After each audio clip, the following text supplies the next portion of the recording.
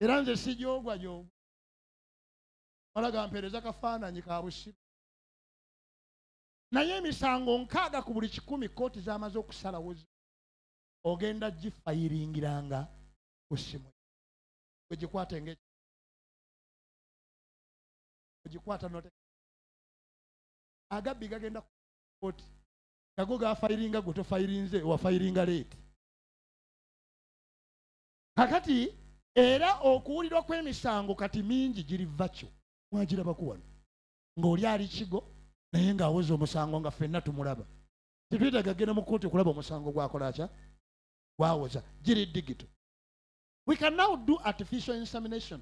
Kamabuliro kino ekinyuma bw'okimanyi nti kakati enkoko wakisa nga tukozesa nga bw'olaba badde bakola ente kati bakituusizza mu nkoko. Enkoko empanga ebadde egoba enseerayo neyasa ebintu mu lujja ereka eyasize ensuwa eyiye emmere kubanga egoba nseera. Kaakati oleeta buleesi kayiso eno enkoko gye njikubye isu era egenda okubiika amagi nga magisu. Tekinologi n'ekisembayo nze mbaviire kubengera sigenda kubasulako. Love and relationships ziri vakyo. Okwagala n'okukolagana kwagenze vakyo. Abaana beenyumiza emboozi ku simu. Olowooza lwaki abakazi temuva ku simu z'abasajja? Mubeera mukola bizinensi.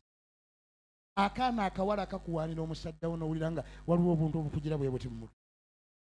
Hi babe, the last time we met I flew like an angel. I have not come back from heaven. Bali ku simu gwe ogudumaddaawo boosi yagenze tonnamuweerezaayo naka I love you. Abaana abawala bamusindikira obuntu bakolamu bwe bati ne beekuba ne bakolamu bwe bati ne beekuba. Gw'oli awo tomanyi na simu kye zikola nga bali mulaavu. Simu omukwano guli ku simu bakazi mmwe mu styling up.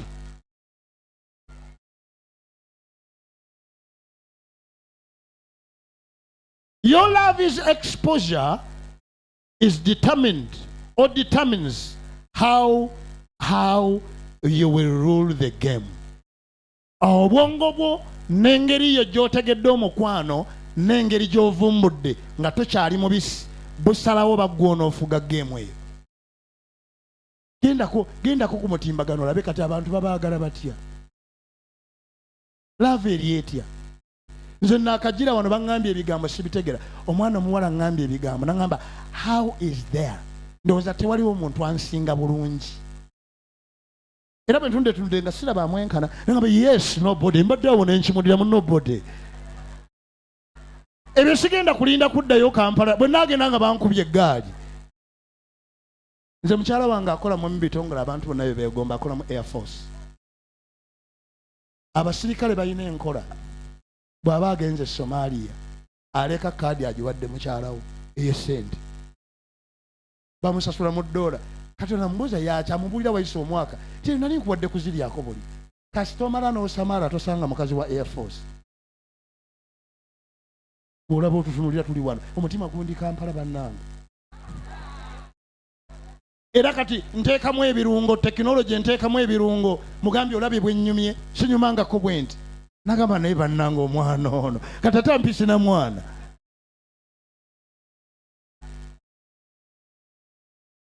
Kati mbadde njagala kumaliriza wano.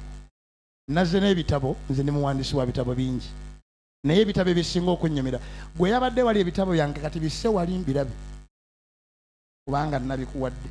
Ekimu ku bitabo bye nasinga okuwandika ne kimpoomera bakiyita ebyama by'abagagga.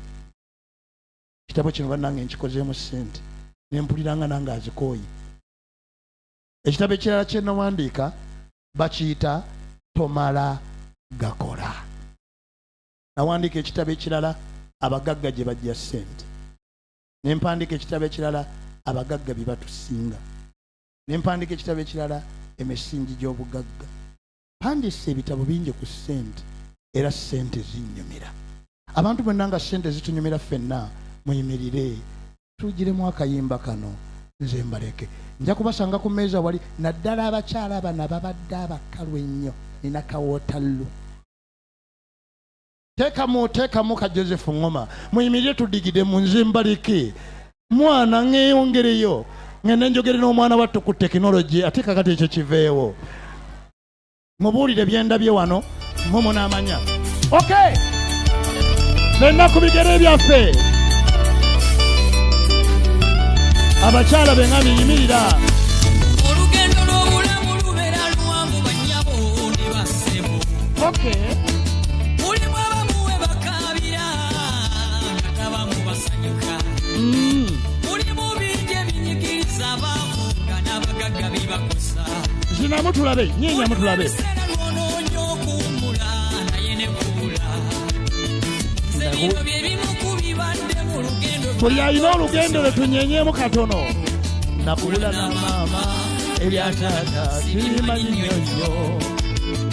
Yali mukazi munaku. ne maama ng'ennaku ezunza. Bamaama bonna wubamu bwoti. Yali mukazi mukozi ayagala abaana afiyawo kulw'abaana. Okay, Ebyokulya nga bibula lwe mufunye nga mulya. yongera tuwulire ssebo ali mu music tobanga alina ebizindaalo ebikadde. Abaluga baluga endwadde zaaluma bali obulungi baseka. Kale nze okubeera wano Bamaama bokka. kino Yesu yambye era ye munnange. Yegwe munnange. Yegwe munnange. Yegwe munnange. Yegwe munnange. Bayita munnange. Munnange. Fuuka munnange. Bamaama muli bannaffe nnyo. Mutuyisa awantu awazibu zinamu tulabe. Kuyita munnange. Yegwe munnange. Baseba abatuddeeyo. Yegwe munnange. Banyaba abatuddeeyo. Musembere mbalage munnange. Bamaama baffe mwenna Ono ye munnange. mwe bannaffe. Yafuuka munnange. Yegwe munnange. Yegwe munnange. Yegwe munnange. Ebigambo bya maama bwe yabanganyize byammalangamu amaanyi. Ndi mukazi munaku, ndi masikini, ntambula mpita mizimu. Oh, Teyalina yamba, teyalina sente, teyalina future. Singa nali muzemuwa, nandikoze sente nentwalira nensanyusa maama. maama. Naye nali mutabange nga n'ennusu ataano sikyambi kyazifuna. Naye Mukama olina amaanyi gwakyusa obulamu. Wanneerabiza ebikadde nze. Olwo oluyimba lwa maama wange yekka. Sigaga maama, yegwe munnange, yegwe munnange, yegwe munnange, yegwe munnange, yegwe munnange, Muyita munnange. yegwe munnange, fuuka munnange, Hey! taata yegwe munnange, yegwe munnange, kuyita munnange, yegwe munnange, Banyaba abatuddeeyo. yegwe munnange, Banyaba abatuddeeyo. musembere mbalage munnange, yegwe munnange, ono ye munnange. Zinamu tulabe si gwe waleeta ennaku.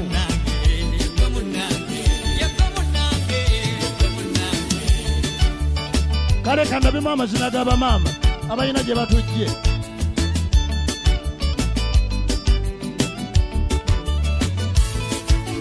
Ofunanga yakadde n'olowooza gy'ovudde ne weebaza Mukama. Bwe nakulakulamu maama wange yannyumiza Mu biseera by'ensalo. ebiseera ebyo byali bya nnaku abalungi abantu. Zinamu tulabe amazina g'abamaama. Mu byabatwalira ssente, mu byabatwalira nkanda, nga battibwa mmundu, ne maama oyo yandifudde era. Wandikuze nga taata taliiwo, naye Mukama ye yayamba oyo. Mbeera gwe ennaku njeetikkula n'enziramuko. Nze yankonya nnyo nnyo, yegwe munnange, Pulo! yegwe munnange, yegwe munnange, yegwe Sibalaba mangu twesange Hawaii oba e China. Mukole nnyo ssente abakazi b'embaale, mukyuse obulamu bw'abaana bammwe, mukyuse n'obulamu bw'abaami bammwe. Omulembe gwe tulimu gwakyuka n'akukwana ayogera ebigambo bibiri. How are you? You are so beautiful. What do you do? N'ogamba love ne doing beesangawa. Bw'onoobulwa ssente bagenda okudibaga. Kola ssente. Abasajja bawulira nnyo olusente. N'amanya akuyita maama bw'ojja gw'omuzaala. Good afternoon. I salute you. A round of applause for Miss Pastor Mayambala. Thank you so much. What you're saying about technology. Technology nyayo etabuhwale bwefe gabamayi Mungu. Now, without wasting any more time, but before that, in case you don't have a tin or you have any issues with your tin, any questions, in just 5 minutes, your tin. Now let's invite Mrs. Patience to Muthime to invite our chief guest of honor.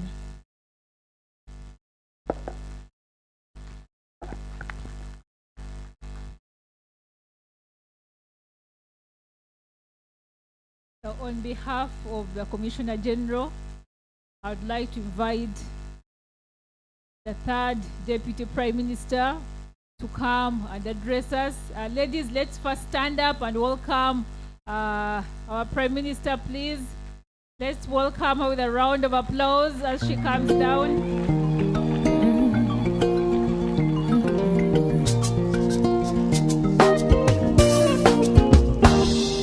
Azukukamuko kakera nnyo mama akolako wannyo alina okulabirira abato school fees okusoma n'ebitabo olusi tebalina nga n'ekyokulya okukifuna bakuba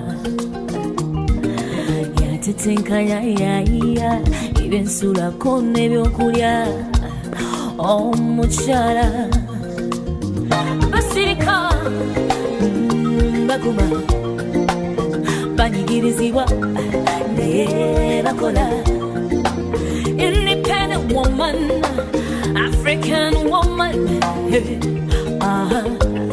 Oh, muchala. Singa si muchala. Singa sasoma. Singa. Singa saiga. Singa si mama we. Singa sakula. Singa. Singa si muchala. Singa sasoma. Singa.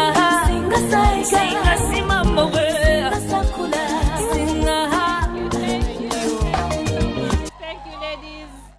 Thank you. Thank you, Madam Commissioner. Commissioner Legal Services and Border Affairs from the Uganda Revenue Authority. Our presenters who are here with us, who have been so good to us, all of them, your senior management and staff present here, distinguished guests, ladies and gentlemen. Muriyo balai. Amahua. Muriyo balungi. Mwenaje muri? Assalamu alaikum wa rahmatullahi wa barakatuh. Musengwa sakibwe. Musengwa mulungi. Mumbwine. I want to thank, like I said, I hope you are all well. You've been told I'm called Nakadama Rukia Isanga, and I'm a woman member of parliament for Mayuge district. And this time, His Excellency the President said that the Deputy Prime Minister, the third Deputy Prime Minister, will come from Mayuge, and here I am.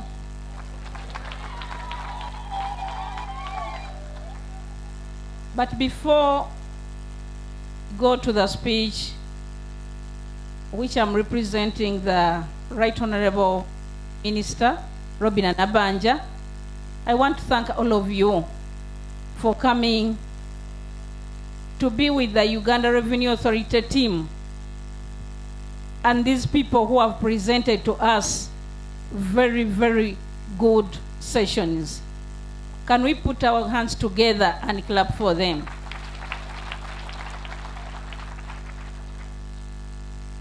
njagala okubeebaza omulimu gwe mukoze okubeera nga muvuddeyo mwenna ne mujja. Abantu bano okujja wano balina emirimu gye balese naye ne basalawo ne bajja batubuulire ekikwatagana ne URA. Abantu abasinga obungi nga bano bwe bagambye, bw'owulira ekya URA odduka misinde. Bw'owulira nti waliwo omwami wa URA mugamba akimye eki, bannange mugalewo amayumba, si bwe kiri? Ffenna twekweka kubanga boogedde ku URA.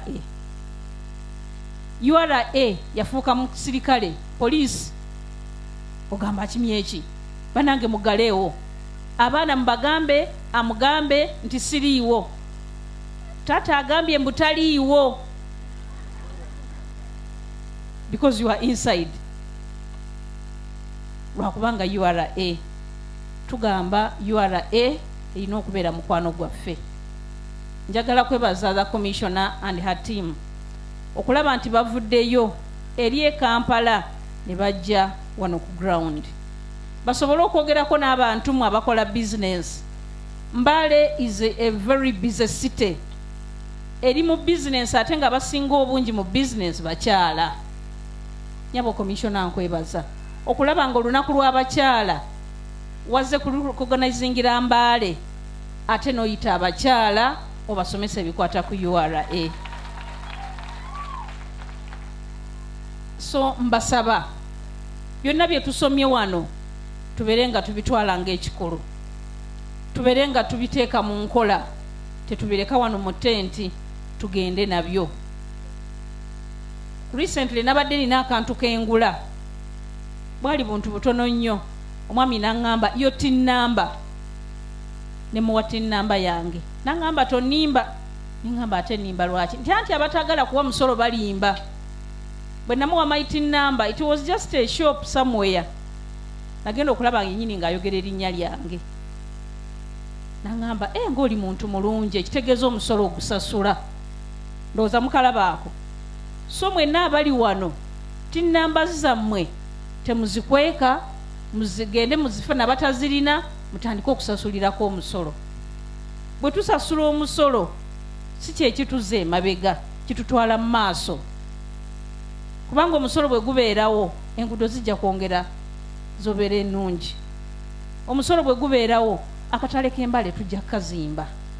Omusolo bwe gubeerawo, amasomero tujja kugongeramu ebikozesebwa. Kubanga ebyo byonna biva ku ssente zaaki? Za musolo. Bwe tuba tetusasudde nga twongera tukaaba. Anti Museveni atutamye. Anti Museveni akoze bw'ati. Anti Museveni tatuwadde kino. Anti Museveni tatutunuddeemu wano. Naye ng'ate nammwe your role mba temugikoze. Tukwatagana bannange. Mbyogedde mu lulimi lwe tutegeera, si bwe kiri? Twagala tusasula omusolo, buli omu yeeyambe. Ffe tuyamba gavumenti ne gavumenti neetuyamba. Bwe tuba tetusasudde musolo, ebintu ebirala byonna bye twagala tetujja kusobola kubituukibwako. Naye ng'ate omusolo gwe batugamba kabeera kantu katono nnyo bwe kati. It is not so much. Oyina business yo erimu ssente empitirivu nnyo, naye ne bagamba ku nkomerero y'omwezi oyinza okuba nga ogenda kusasula mitwalo ng'ebiri. Ebiri bwegi naye giddusa omuntu n'agwa ne ku biti. Ate kati ekiti kyaguddeko n'agenda mu ddwaliro okwejjanjaba nga ssente zisinga ze yakoze eki? Ze yabadde ayagala okusasula. Naye nga yabadde adduka mitwalo 2.5. So njagala tubeere nga tukwatagana ne URA, tukole omulimu gwe baagala tukole, tusobole okusasula ku misolo. Bagenda okuwulira nga bagamba baani abasinze this year okubeera abasasuzi, nti bannange mukimanyi bakyala ba Mbale. Ng'ekirabo tukireeta. This time I think, Commissioner, those things are going to be there. Naye ng'ate nkimanyi ni mubadde mubigaba.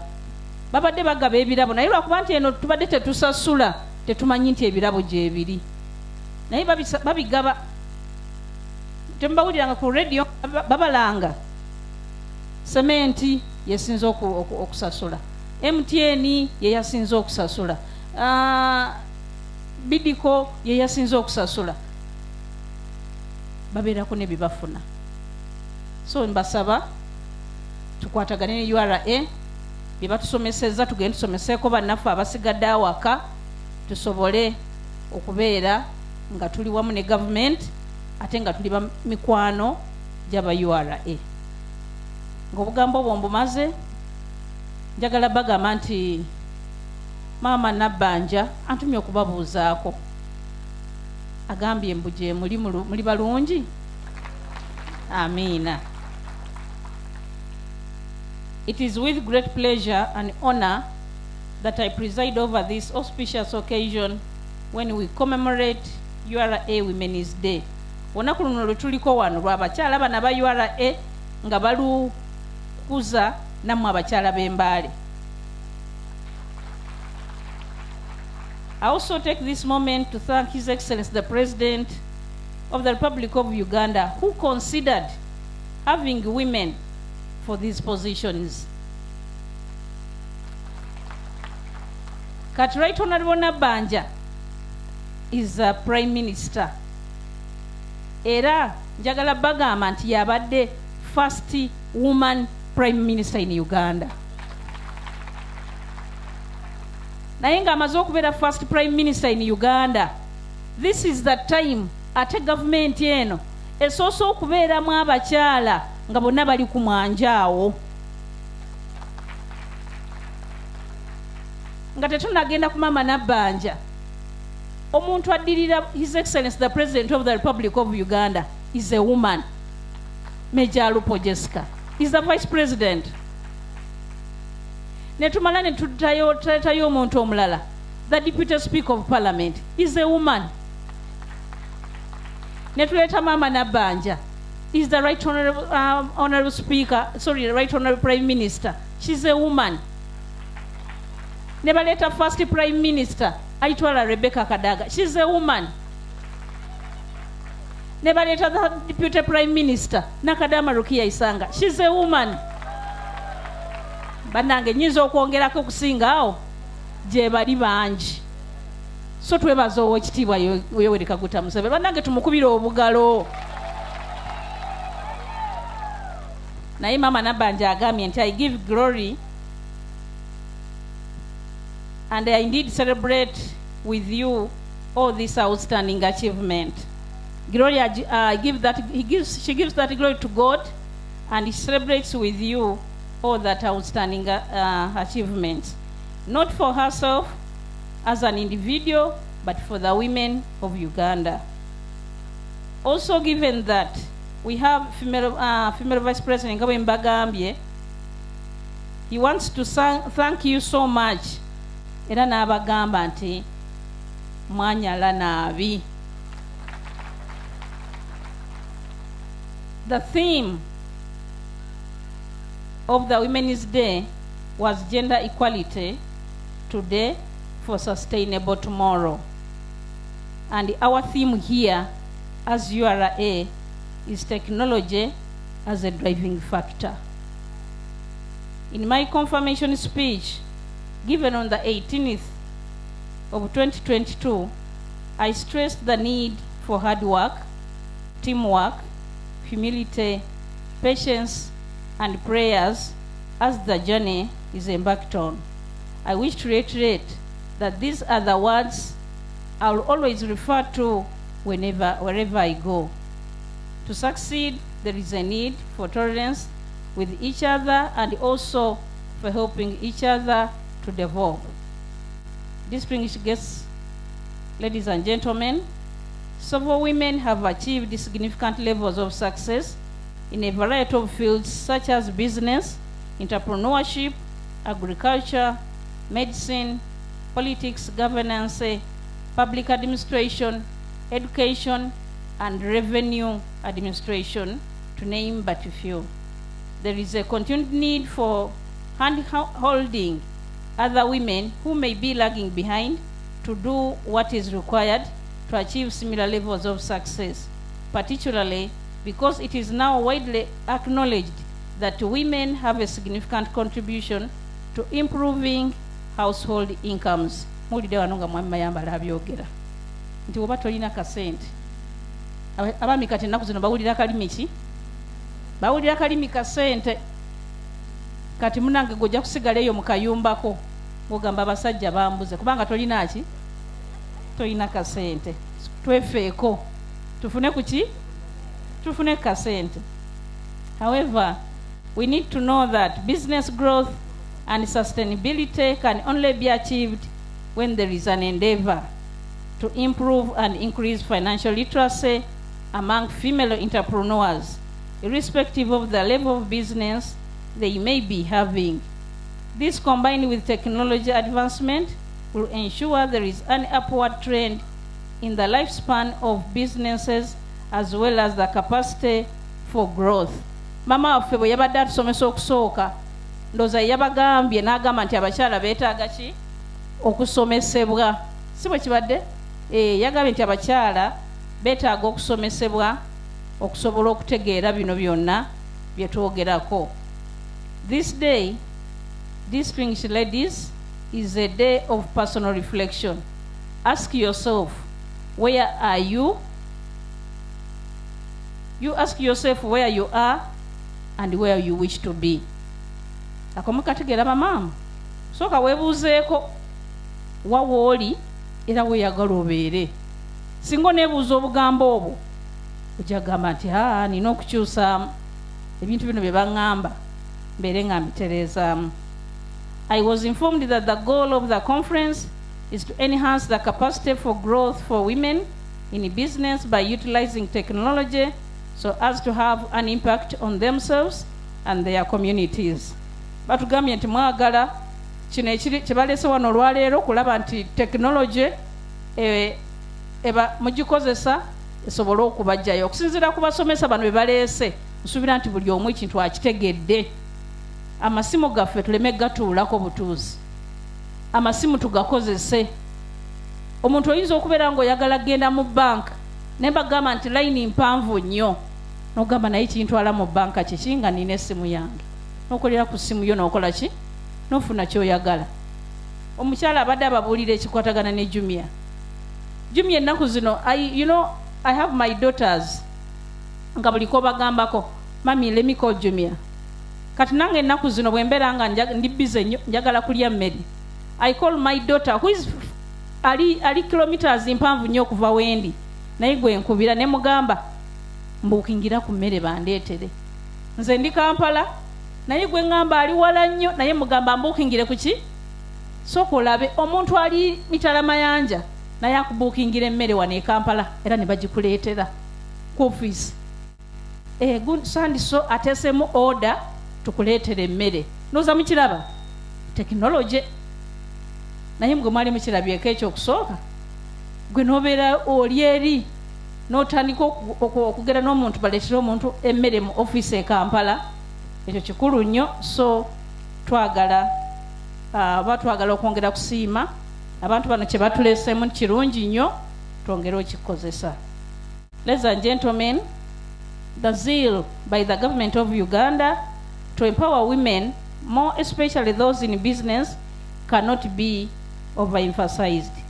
The government has tried to inspire and motivate women to take the giant leaps of faith in business by creating an opportunity for women in business to network and share information, entrepreneurship ideas, opportunities, challenges, and solutions.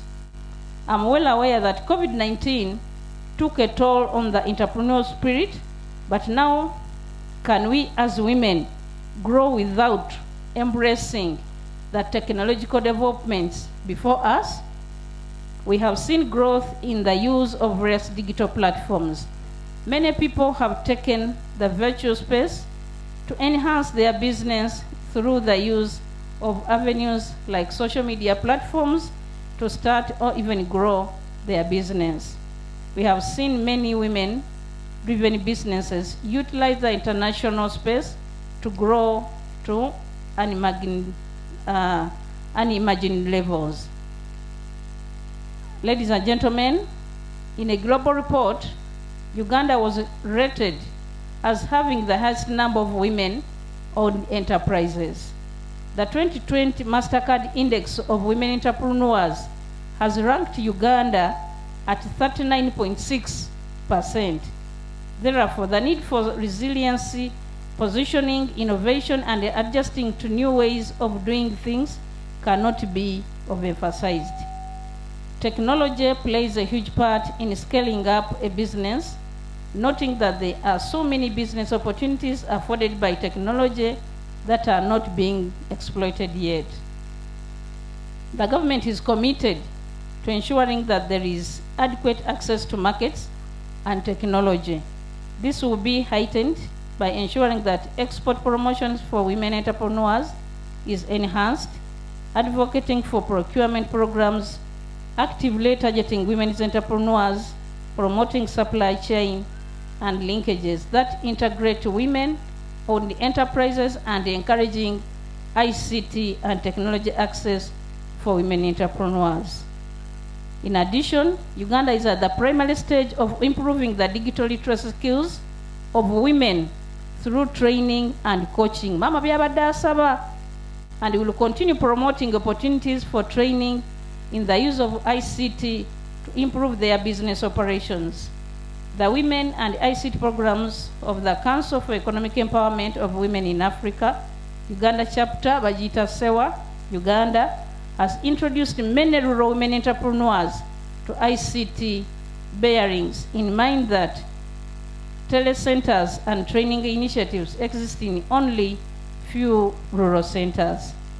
Furthermore, there are nascent efforts to introduce women entrepreneurs to technological innovations and opportunities to develop technology-based businesses and new businesses in technology-driven sectors. I wish to implore government, ministries, departments and agencies involved in business promotions to develop avenues for growth with women in consideration. Make it easy to have business registered and boosted to full capacity. Before I conclude, I want to say that in one of his addresses, that is His Excellency the President, during the COVID-19 pandemic, President Museveni announced the establishment of a micro, small, and medium enterprises fund to support business, and in this respect, a small business recovery fund in partnership with commercial banks, microfinance deposit taking institutions and credit institutions across the country was set up. The purpose was to provide concessional financial loans to small businesses that have suffered financial distress arising from the effect of COVID-19 and have the potential for recovery. I urge women in business, especially small and medium enterprises, to take interest in this fund and benefit from it.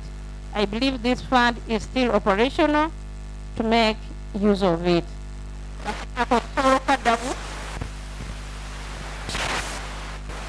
During that time of the COVID, President Museveni yatugamba nti wajja kubeera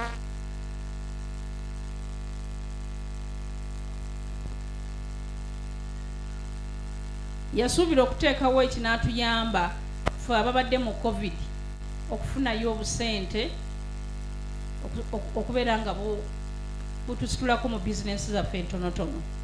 Naye kati ekyo twagala tukikwataganye ne Ministry ya Finance tulabe ng'ekintu kino weekiri, bwe kiba weekiri era nga kyakola kituyambe. Bino byonna bye mutwogerako URA eyagala tufune emisolo n'ebisigaddewo babeere nti bakyongera okukitwala mu maaso, kiyamba abakyalamu ababadde mu COVID nga sente zigenze temufunyemu bulungi, zisobole okuboostinga businesses zaffe.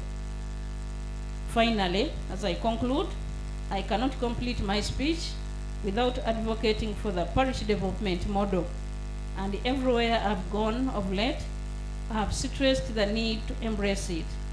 The model is meant to benefit Ugandans at the parish level. The reason the government decided that these funds be managed at this level is to enable development to reach all, even the low-income people. Ekitegeeza nti omuntu wa wansi naye asobola okubeera nga afuna akasente kano. That's why bakatwala ku parish model, omuluka, and not specific people. So the fund is at your disposal and do not allow anyone to misuse it. Abakyala mutera okwereka emabega bwe baleeta kati ng'eyo parish model ne mugamba nti tebijja tukwatako. Abaami be babibeeramu ne mubalekera. Bwe banaatandika okulonda obukiiko temwagala kgendayo ne mubeekera bali ne bakola ki ne babutwala. Abakyala bagamba nti nga mufunye omukisa guno ne mujja olwaleero okubasomesa mugende namwe parish model mubeere nga mubeera ku bukiiko. Omukyala bw'obeerako nawe osobola okusika mukyala munno n'omubuulira benefits eziriwo n'omubuulira enkozesa yaazo naye mumba temukiriimu obukosi mujja kirekera baami bokka ng'ate President Museveni yakirabye yensi yaffe ya Uganda yasinze okukiraba nti tetusobola kutambula na bukulembeze ng'ate majority betukulembera tebali naffe. Tukategeeraako tebasobola genda mu maaso na bukulembeze ng'ate majority betukulembera be bamu abakyala nga temuli nabo. That's why yagambye nti abakyala balina okubeera mu bifo ebyobukulembeze kubanga they are the majority, so we have to lead with them. Tusobola okubeera nga tutambulira mu bandi wagoni emu. This fund is now the avenue that will help empower our people economically. And as the President mentioned, we are moving away from deciding for people and letting people decide for themselves. Tebakyayagala basalirawo, bagala mwe bennyini mbeere nga mwesalirawo. I wish to thank the URA for organizing this event and the panelists for accepting to be part of this occasion and sharing their expertise. You have fulfilled the quote that says, your value will be not what you know, it will be what you share, by Ginny Romiti. I thank all of you for attending, and I wish to end this with a quote. One of the best things you can do is stop and listen. That is why it's good to not just immediately respond when someone talks to you. Just stop and make sure to internalize what has been said. Tukakwasa ako soko owulirize okimunungule mu mutwe gwo olyoka okole action. That is waliwo omwogezi omu yakigamba bamuyita Rory Richardson. Kale abakyala olwaleero abantu bano boogedde tetubireka wano tubikwate tubiwuliriza tuinternalizinge then so tongere kugenda maaso n'okola action. Si kyekyo bannange n'obugambo obwo I'll end by saying, for God and my country, I thank you so much.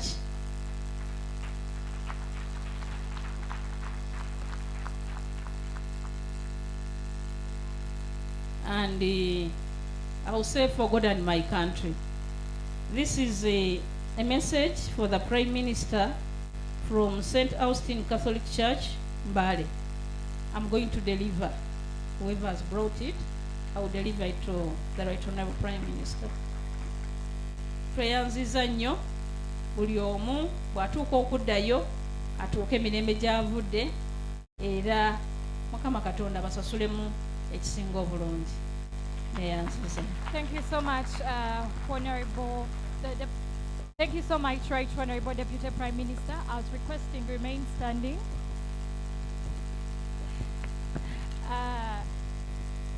As you reward the panelists for the day.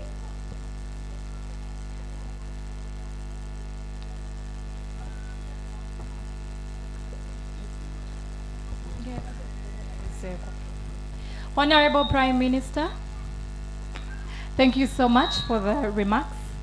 As requesting,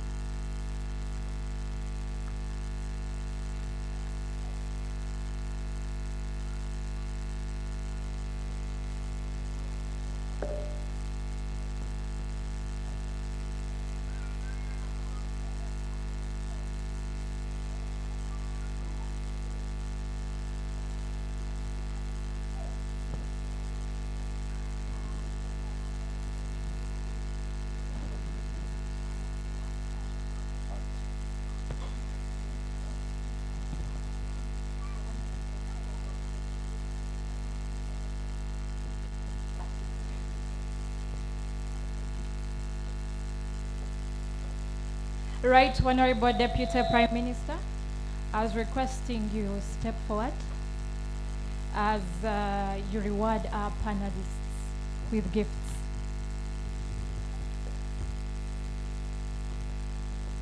Beginning with Miss Patience Tumsime.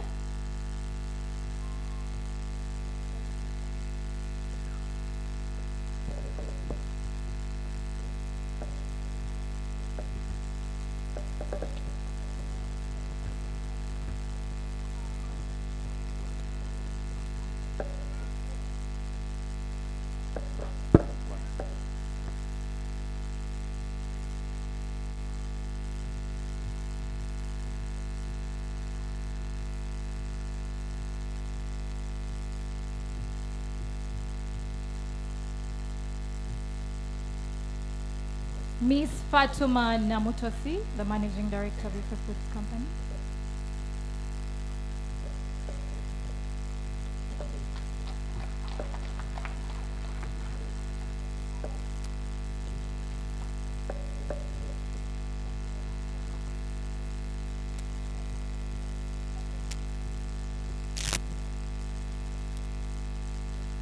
Miss Goreti Amuriat.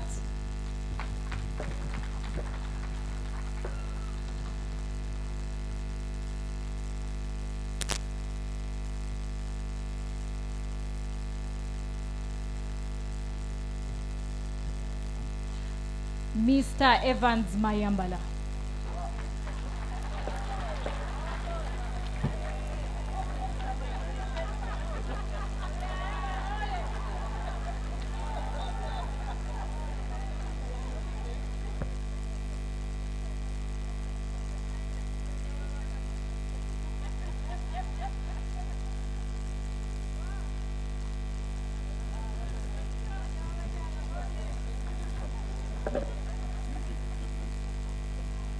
Okay, now this is Miss Mutoni Patience.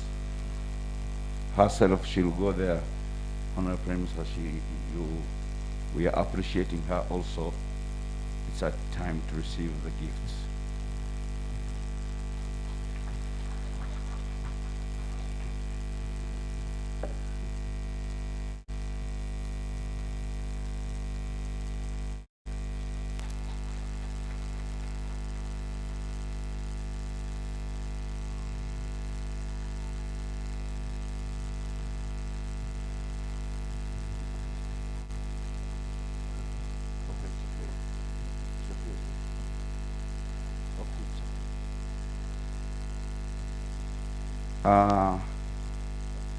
The representative of the Commissioner General is going. Commissioner General now, Uganda Revenue Authority. Let us stand up as we are.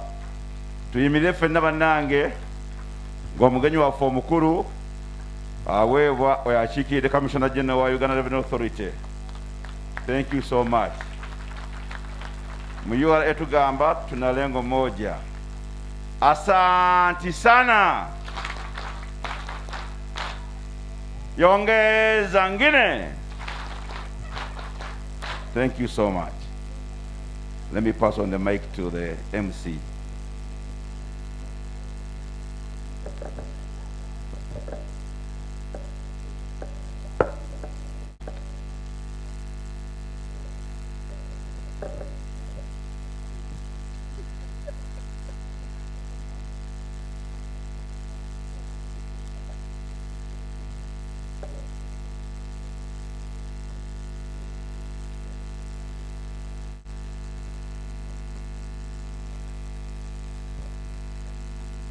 Arriva maini bapapa ngabe waliyo omuntu yasitsana onishirebo kwinairaho birebo bitaro byonyine yesu kana hure ba panelists befe.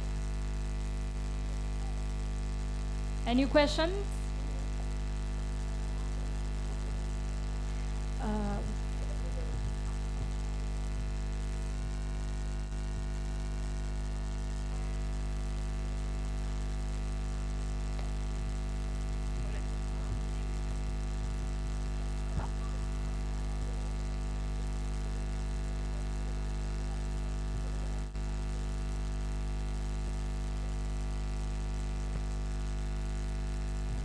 We are going for Kodaka moment right now. Tujja kusabako abakyala abagenda okukiikirira abakyala bonna. We step here for Kodaka moment with the panelists.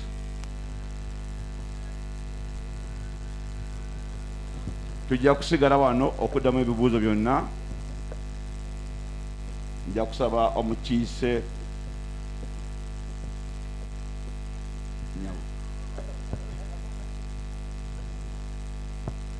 ne wa VHT okukiikirira abakyala ne chairman LC1 bano bajja okukiikirira abakyala bonna. Chairman Sebulinyo Odewali Kodaka moment. Bannange bano bagenda kubakiikirira okujjako nja kufunayo mulala ayambadde yellow. Gomesi ya yellow nawe jangu ogende wali.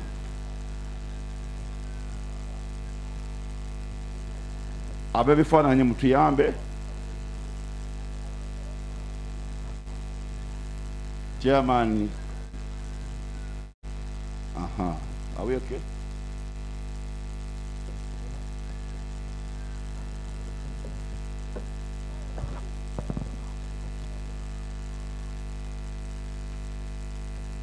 Tweyanziza omugenyi omukulu alina emirimu mingi nnyo.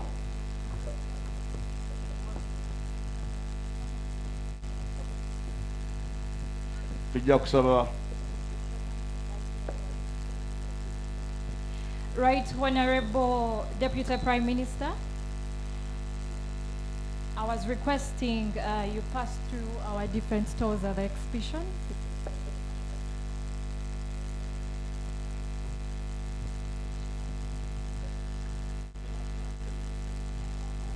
Okay.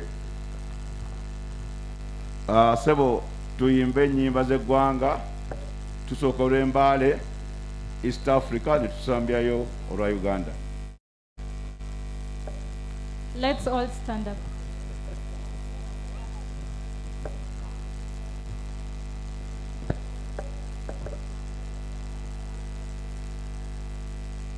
Usimawele lweshishalo masaba Shirimo umukuka wefe uwe shirifa Shirimo imwanyi nilukingi masaba Shirimo bibindu biyangisa babandu Usimewele uwe shirifa Abongeleti habihunine nine Feba masaba ube atwela Nekwombe heshishalo shefe masaba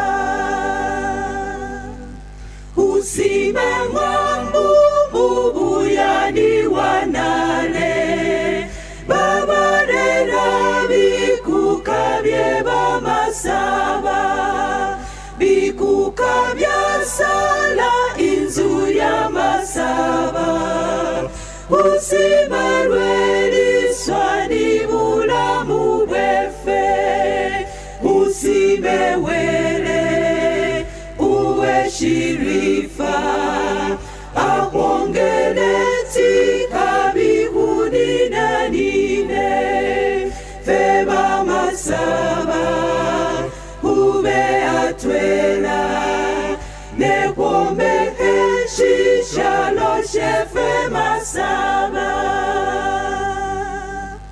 Ulomba wele alinde umukuka Amuweka makesindi bulamu buleyi Aguyete umone imbalu yefe Witubase kwinyuhe bamasaba Usimewele uwe shirifa Akwongeleti habihunine nine Feba masaba ube atwela Nekwombe heshishalo shefe masaba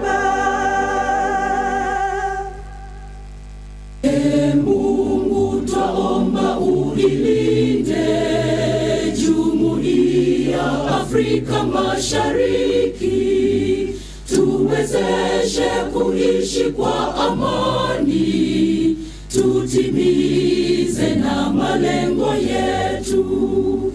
Jumuiya yetu sote tuilinde, tuajibike, tuimarike. Umoja wetu ni nguzo yetu, idumu jumuiya yetu. Uzalendo pia mshikamano viwe msingi wa umoja wetu, na tulinde uhuru na amani, mila zetu na desturi zetu. Jumuiya yetu sote tuilinde, tuajibike, tuimarike. Umoja wetu ni nguzo yetu, idumu jumuiya yetu. Viwandani na hata mashambani, tufanye kazi sote kwa makini, tujitoe kwa hali na mali, tuijenge jumuiya bora. Jumuiya yetu sote tuilinde, tuajibike, tuimarike. Umoja wetu ni nguzo yetu, idumu jumuiya yetu.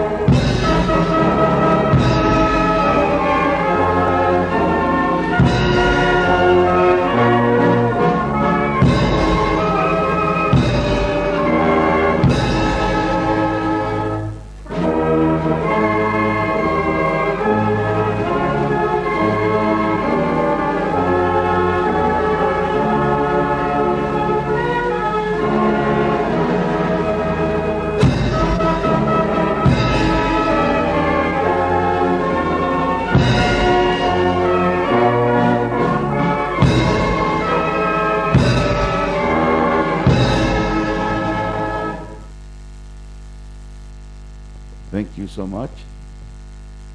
Tujja kusigala nga tuyimiridde DJ omugenyi waffe omukulu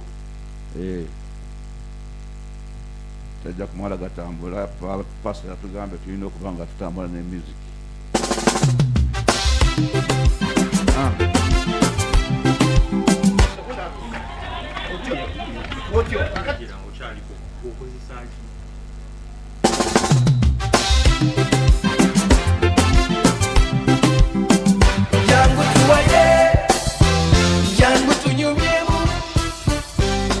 Natandiko kuyiyo obulamu nga ndi muto myaka 16, sende nyigire kibuga noonya omukisa gwange mukama gwe yampa. Bingi byayogerwa bangi bawakanya, nze ne bangoba ne watata nga bo bamanyi nayonooneka kyapa, naye Katonda yaliwo. Genda maaso DJ mpola mpola.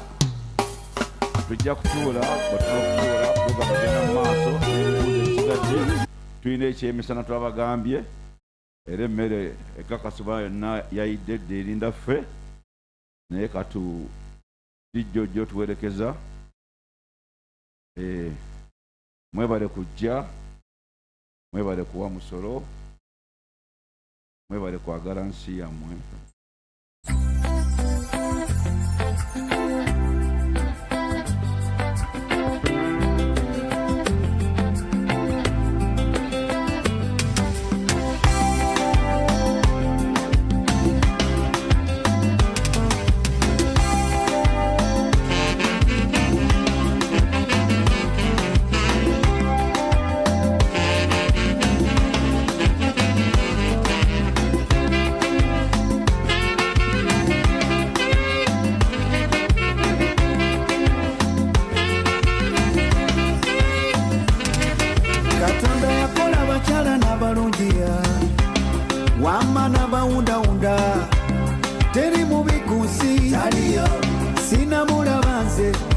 katonda yatonda abakazi n'abalungiya buli omu namuwa ebibye bw'oyagala omutono kyali bw'oyagala omunene matiriyo ow'ekitema naye gyali omutugavu buli alina ekibuuzo akitegeke kubanga bapanelist bagenda kudda wano buli omu abuuze ate ekibuuzo kiba kibuuziddwa tokiddamu akayimba bagenda kamalayo yes kubanga mwabadde mubuuza ebibuuzo eby'omusolo gwange gukola ki tubategeeza ekyasembeyo kyabadde nti Uganda Revenue Authority bwesolooza omusolo sente zemusoloozamu omusolo zemusasula zigenda ku Bank of Uganda. Zino njagala nkibasomese sente z'omusolo zemusasula zigenda mu Bank of Uganda, account ya Bank of Uganda. Kati Bank of Uganda yetuwaako zetukozesa okuddamu mmwe okusolooza omusolo.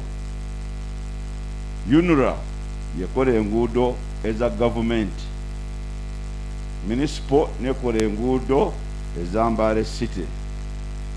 Nekyakusalirwa nnyo mu hoteri mwenasuze enguudo ziri nkyafu mwenna.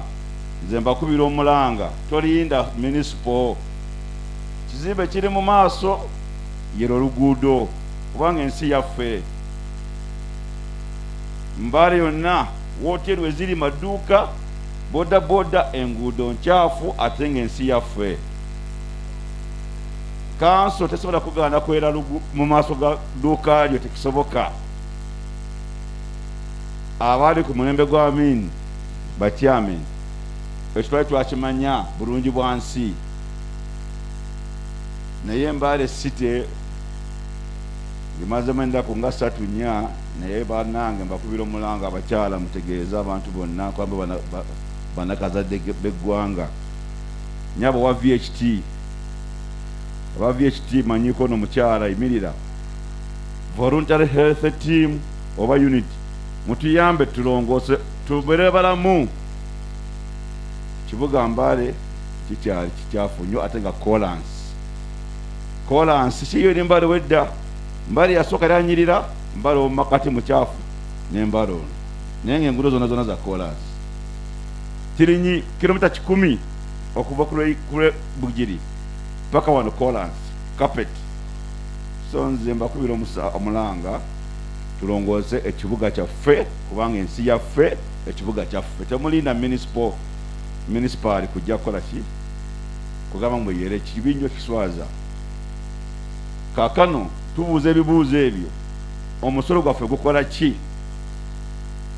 Omusolo gwammwe bwetusolooza omusolo gugenda mu government, Bank of Uganda, Minister of Finance, Minister of Health yerina okuleeta eddagala. Kati bw'owa omusolo ekyo kyojja kumanya nti olungiyiza ekitundu kyo ate naffe twekwatiremu. Tuweewaawo nyabo. Yes. So tujja kuguwa aye twagala okuwa omusolo kubanga yembeera yokka ejja okuba nti tusobola ensi yaffe. Twebaza Katonda ku lwa Uganda, ensi erina amenvu, ensi erina ebibala, ensi endala ziri bubi nnyo mu mbeera yonna ey'obulamu obw'empewo n'omusana n'enkuba. Naye ku ssaawa wetwogerera wano okubategeeza kubanga nze ndi ku ttiimu esomesa omusolo mu Uganda yonna. Bw'oba ennyo baz'opangisa ojja wali ne bakubalira ojja kwesanga ng'owa $9,000 omwaka. Bw'onoowa sente z'ofuna ojja kujjako pasenti, ojja kwera percentage olabe ng'osasula $9,000 omwaka, naye ng'omwaka ofuna nga $5,000,000 oba mmeka okusinza ku sente z'opangisa ennyumba. Kyonna kyekiri nga bw'oyagala Katonda wo, bw'oba oyagala Uganda, bw'oba oyagala Mbale. Naye Mbale kaakano omulanga gwe mbakubira gwa kulongoosa Mbale, abaana baffe balongoose twere ekibuga kyaffe kinyirire kubanga enguudo zonna za kolansi ezisinga obungi ate nga siwe kityo bwe kyali ng'omugenyi omukulu akyamaliriza nabatwa bategeereza nti bw'oba ng'olina edduuka ka tenti kali ng'oyagala tin nga honorable minister babagambye olina okumanya nti bw'oba ow'omusolo bw'oba tonasala layini tojja kuguwa ojja kusigala ng'owagina ejja local council ate bw'oba nga zali e Kampala bwempa omusolo gwa KCCA ekkuba eryange balyera n'ebitaala by'amasannyalaze babissaako gwe musolo ogwo balina okukwera ekkuba eryo naye nze tekiŋŋanda kulyera nga liddugadde sibalinda sande oba tebakoze nze nga nkwata olweyo nga ndyera liva kuno paka nga kuli lirimu kilomita half kilomita nze nga ndyera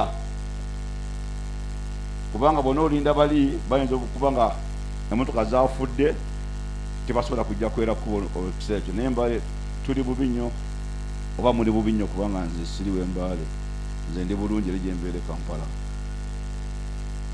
abakyala mutegeeze abaana bammwe abalenzi n'abawala bw'omala okunaaba b'enviiri ogenda okola ki oyera oluguudo ensiko etwetoolodde ensiri zituluma ensiri ziri Embale bannange ensiri ziri Embale ensiko zikoze eki kale kati munzikirize DJ atweyo akayimba njagala kukyusa abantu bali abakulu bakomawo tusobole okusavinga tumanye kuponi mwazifunye wadde kuponi mwazifunye naye mujja kuyimirira muki mu mpalo kansabe DJ mpemu ka music nsobole okukomyawo ba panelists oba empuliziganya akyaliwo owa tekinologi abagambye oza mukitegedde naye munzikirize entema lyabalala tugende maaso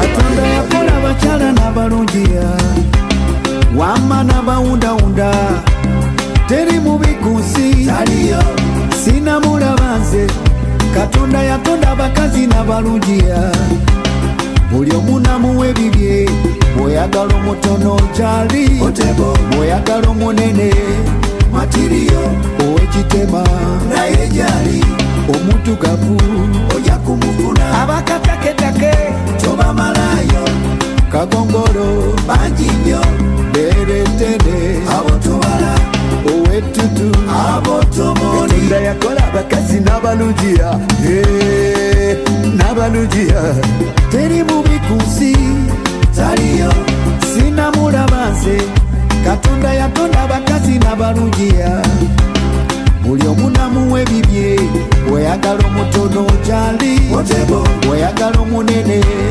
matiriyo ow'ekitema naye gyali omutugavu ojja kumufuna abakataketake tobamalayo kagongolo bangi nnyo beretene abotobala ab'ekitema abotomoni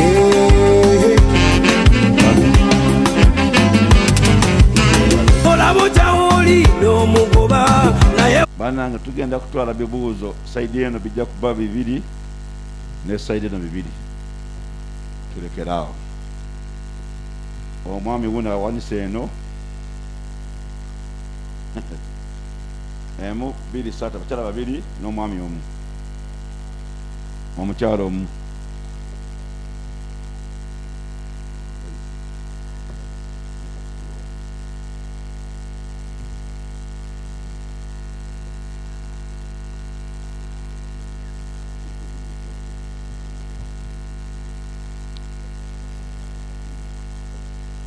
omukungu wange afisa jangu nnyabo kale kansooke n'omwami ono amannya go ne bizinesi gy'okola.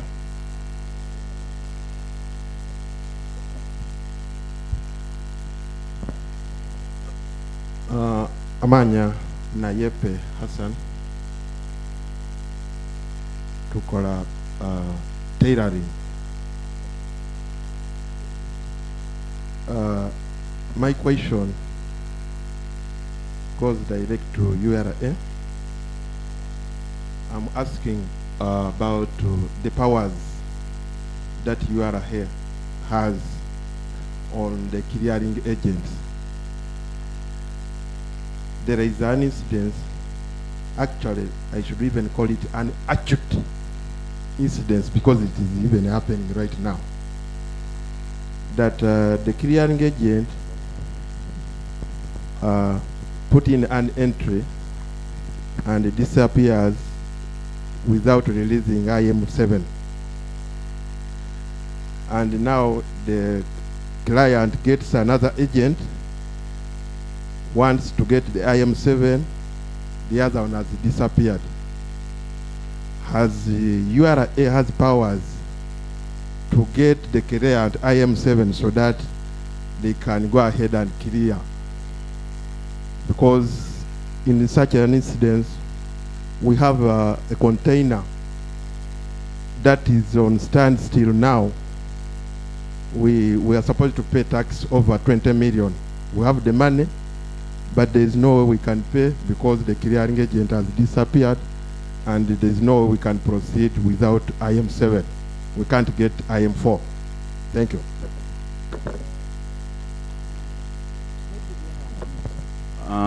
Ababiri abo omukyalo oyo n'omukyalo mulala awo.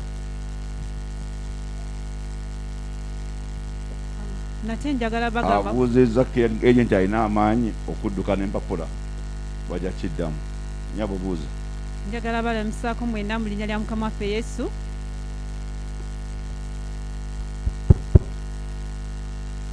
Njagala balamusaako mwenna mu linnya lya Mukama waffe Yesu Kristo. Njagala bagamba mwebali kujja namwe as URA tubeebaza for what you have brought for us in Mbale. May God bless you. Ekibuuzo kyange kiri nti always tugwanidde kubanga tulina tini namba, naye tini namba eno okugifuna bugenda mu URA they always advise us okusooka okufuna business name, naye ate business name okugifuna oba once you appear there olina okusooka kusasula, but unfortunately like me personally nakikola naye erinnya nalirwawo okudda kati nemba nga nkaluubirizibwa ogenda ki okufuna tini namba. Maybe you've been in coordination with those people in case bwe tuba tu apply nze babeere nga batuddamu in time. May God bless you. Thank you. Ajja kuddamu. Yes, my name is Carol and I want to thank URA for this occasion. I deal in exports, though it is a small scale. And my question is, what will URA, how will URA help me as a small scale business person who is trying to do export in case maybe I'm importing something for value addition and maybe I'm importing some raw materials to Uganda in order to improve on a commodity that I'm supposed to export. So, and I'm supposed to, you know, deal with clearing and so on. So my question is, how can URA come in to help me, because this is for export. I'm bringing something in the country for value addition so that I can export this product. So how can URA come in there to help me kind of motivate me by dodging that kind of tax? Then also another thing, I have also another second question, and the question is, since I am a woman who is small scale, right, in nature of the business, and I'm trying, you know, to see how to market the Ugandan cotton, made cotton products. So I am asking, like, is there a possibility, are there platforms that URA has for women that want to engage in exports? Are there platforms of tax exemption, especially for small-scale businesses, if they are there and they want to get involved in exports? Because I know women here, I believe in them, and they can export. But are there platforms, to encourage them? Thank so you. That many Thank can you. enter? The point is exception. Then the last one. This is the last one. URA was saying, let people get the TIN numbers. That is good. But I also just present my request that after these people have gotten the TIN number, is there a possibility of you people getting into contact with these people?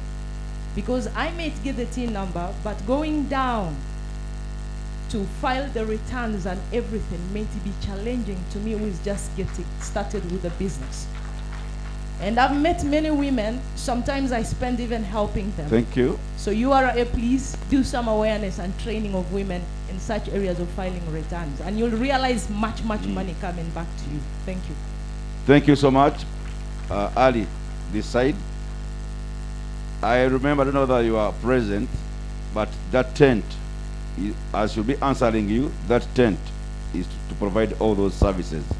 Tent eri yegenda okuddamu ebibuuzo by'omukyalo ebyo byonna batajja biddamu.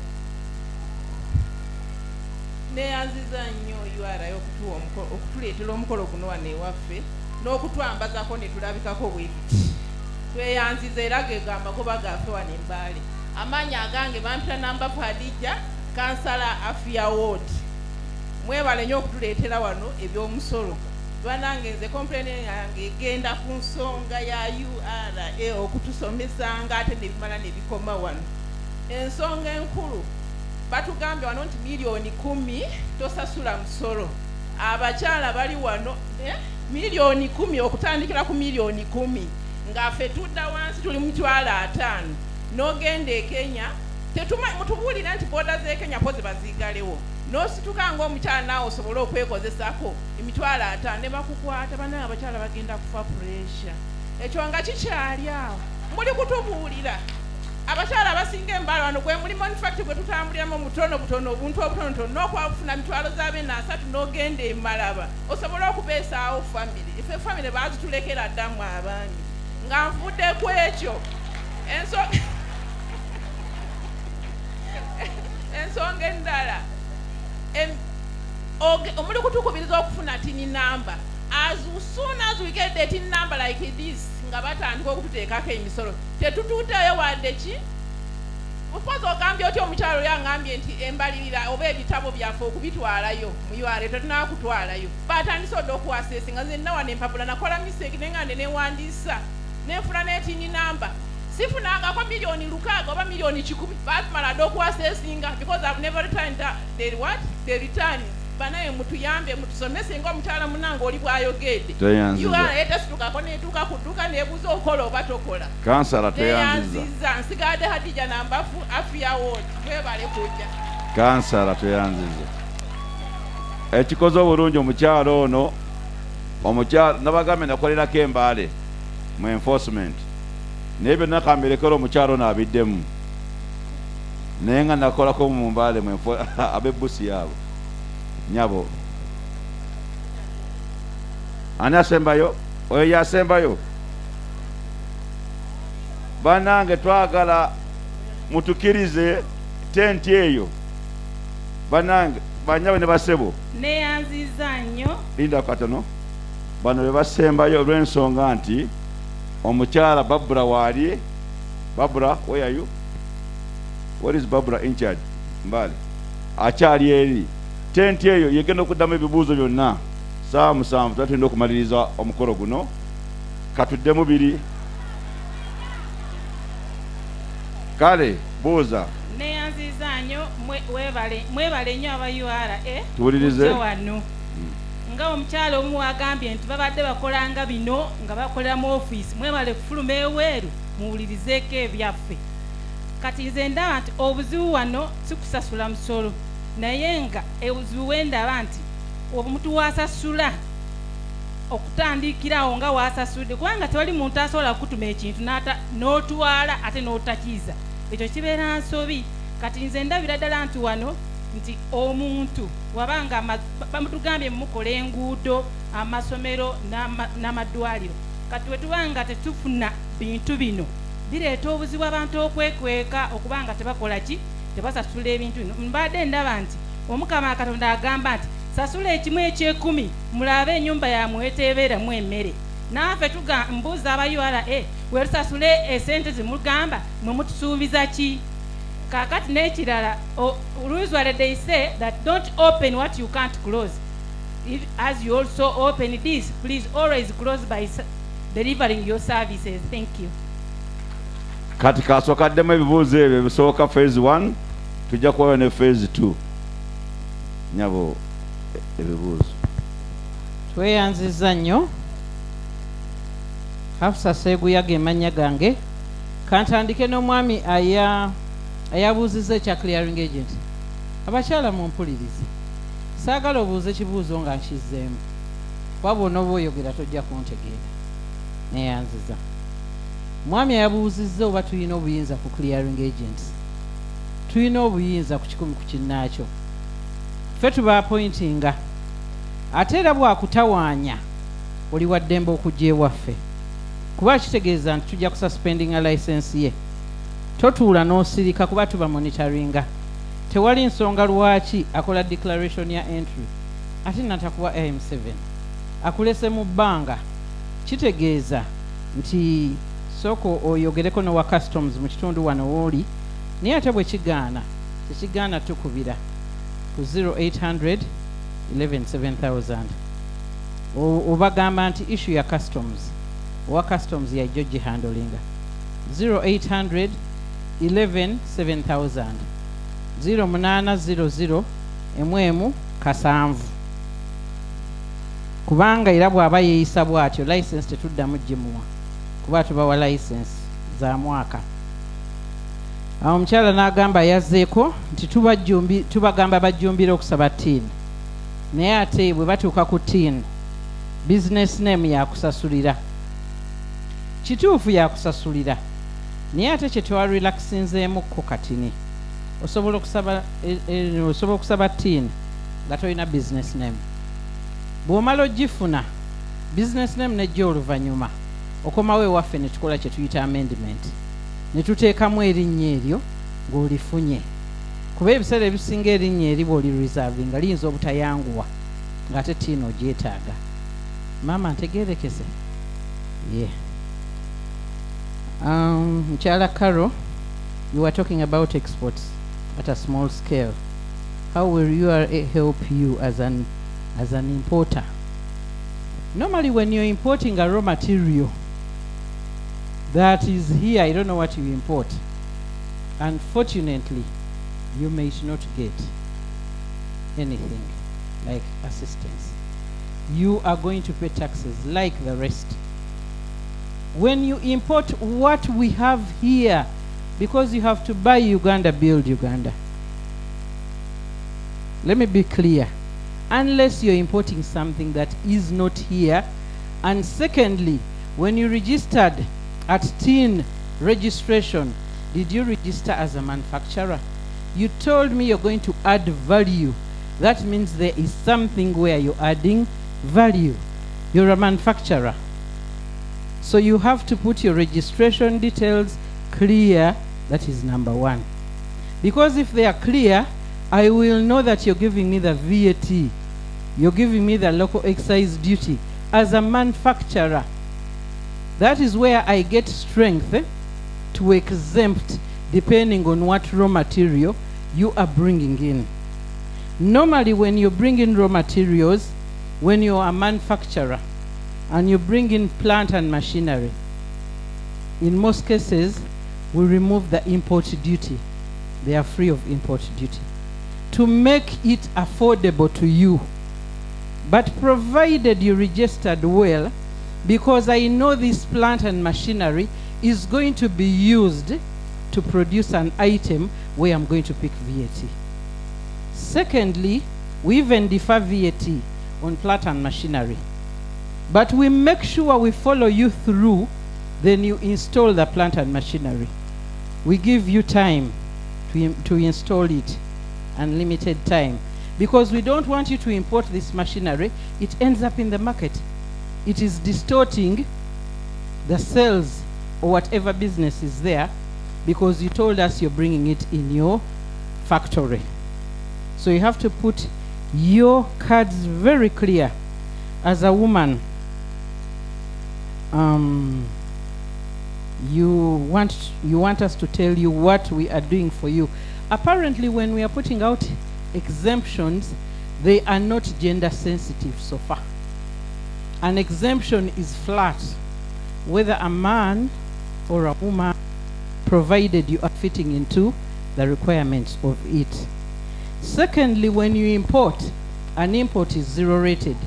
It means it's not going to pick VAT when you are exiting the item. Am I clear, Mama? But when you sell at that destination, I expect you to come back here and declare your sales in your income tax return, implying that you should pay income tax. Because it's like any other sale, but you have sold outside the boundaries of the country. So when you need an exemption, try to see that you fit into. I don't want you to say you're bringing timber when there is a lot of timber here. It may not make sense to somebody who has it here. Then you still talked about tin. That when we give you tin, do we get your contacts? If you've ever gone through a tin application, what we need now with the instant tin is your NIN, the number on your national ID is what we need, and your contact. That means we have you. We can easily communicate to you. You talked about filing. We have filing for small and micro enterprises. We have the presumptive return. I don't know whether you are aware. We have the presumptive return for the small businesses. Businesses that exceed 10 million but do not exceed 150 million in turnover. Izozo tuina presumptive return. Nyangu nnyo ya kuteekamu etya twetaaga ng'omanye ettunzi lyo for the whole year and records. We are trying to encourage you to keep business record. You either have records or you don't have records. The system will assess you. It is trying to discourage you not to keep records. To keep records, sorry. We are discouraging you on the other side. We want to bring you in the arena of record keeping. That is where you will see it. It's over the portal. For those who can go there, abasobola ogenda ku web portal yaffe. Application eyo nyangu nnyo ne Barbara jagiyitiramu abanajagala wali mu tent before you go. Train women. Tugezaako okutraininga naye abakyala kyenjagala obbagamba tuyingira associations. We have associations that bring us together as women in trade. How many are in your will? Uganda Women Entrepreneurs Association. You are few. It has regional offices throughout the country. You know, when you enter an association, one, it is easy to get to you because we talk to the association to mobilize the women in the region. But at times when you are alone, we may send an invite on your phone, you haven't seen it, you miss out. So at least let's be under associations. It's quicker for us to get you, and it's easier for you to even voice your issues when you are through an association. Are we clear, ladies? Please join associations. We have You Will. We normally engage the ladies in You Will on tax-related issues. Councillor nayogedde ku million 10 nti bw'otasukka million 10 tetukima income tax. Naye kyeki n'atutegeeza nti tosukka ye ggwe. Omulimu gutandikira ku ggwe. Ebitabo bya business wandiika ebitonotono, gaba lisiiti naawe gisabe gy'osuubudde, kubanga sijja kutunuulira mmanye nti nno tezaasusse. Kyakubiri oganye nti abakyala be bafuna kasente ne bagenda ne basuubula. Olowooza lwaki bakwata? Nze nsuubira olina okuba nga oba okukusa ebintu ebyo. Buli lw'obeera nga toli mulambulukufu, tegeera ntulina okukwata kuba tojja kgenda ojje kintu Kenya okikukuse okireete mu market munno mwali atunda ekintu ekifaanagana ng'ekikyo nga yasasudde omusolo. It is our duty to level the ground and business should be fair. Kati bw'oba obadde osuubira okukiyisa bw'oti nze ndowooza tulokoke kuba era tujja kunoonya mbuuza lwaki ampa omusolo nina omusaamu ekitiibwa kubanga atunda ky'otunda ate gwe bw'onooba tosasudde musolo nkulayira ekikyo kijja kuba kya layisi. Kati ono simuyambye akoze obujjumbize nga ngezaako kukusanyusa ekyo saagala kikusuubiza buli bw'onoobireeta n'otabyanjula bajja kukukwata kubanga gwe mulimu gwa enforcement eya customs kunoonya abalinga ggwe bireete byanjule ku customs bulungi nnyo sasula akasobodde bwe kaba weekali kuba tulina ne installment payment oyinza okusasula mu bitundu ng'okisabye nitubikuwa naye buli bw'onoosuubira nti onookukusa nsuubira embeera eyinza obutakyukako nga bweri. Kati era wayogedde ne ku kyokutuwa return n'ogamba nti kati bwe tuba nga tukuwandiisizza tujja ne tukuwa assessment era wakola ensobi ey'okwewandiisa. Maama tewakola nsobi. Oyagala oluguudo olulungi, oyagala eddagala, oyagala omusomesa omusasule, naawe kansala oyagala omusaala guli gwenkimako 30% guvaawa bye bino. Kati kyandikira ku ggwe kansala abo abaakuwa akalulu n'abataakuwa bw'oba obasisinkana bagambe twetereeze weewandiise. Naye ekizibu kiri eki kufuna ttiini n'osirika. Kati nze sijja kumanya nti waggalawo buli lw'ofuna ttiini eno ne wabaawo ekikyukamu jangu otutegeeze ti nze gundi nali mpandiisiza kano ka bizinesi kaadi obonkana katugeze mu covid ojja nga ttiini tugisirisa. Bwe tugisirisa kitegeeza tejja kuyitako assessment yonna paka lw'olidda n'otugamba mugizuukuse kanaffe tugizuukusa. Tegerekese bakyala ntusuubira omuntu otuwa income tax buli mwaka era ttiini bw'ogifuna omwaka guno n'ogifunanga kati mu gwokusatu nabagambye omwaka gwaffe guggwako nga 3 ogw'omukaaga kati wakati bw'ogifunidde n'3 nsuubira okumbuulira ki ekibaddewo ate newa tewali kibaddewo jangu muteekemu return oba togisobola otubuulire ekyo ekitono oba ekingi ekibaddewo kitegeeza ozibye ekyo ekituli tojja tuwa bbeetu tukulowooleze. Omanyi ogwaffe ogutusasuza kunoonya musolo sijja kubuuka ate ŋŋenda eri nga gwe ow'okumpi wooli. Kati tompa bbeetu likuteeberereza gwe jangu ogende nti omwaka guno nga tegunnaggwako badde njala nteekemu ka return.